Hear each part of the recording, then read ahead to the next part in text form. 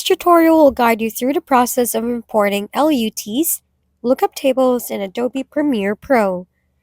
Gather all the LUT files you want to import.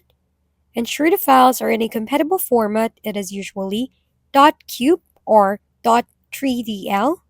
Organize them in a dedicated folder for easy access. Next, go to your LUTs file on your local device, find its folder, and copy the LUTs you want to import on Adobe Premiere Pro. Now on your Windows search bar, search for Adobe Premiere Pro, right-click, and select Open File Location. In my case, I have mine ready over here. Just go to your program files over here, click Adobe once again, then now navigate to Lumetri folder and open it. Select LUTs over here.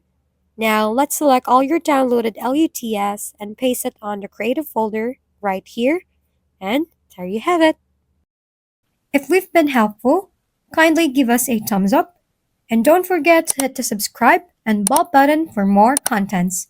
For any questions and suggestions, comment down below.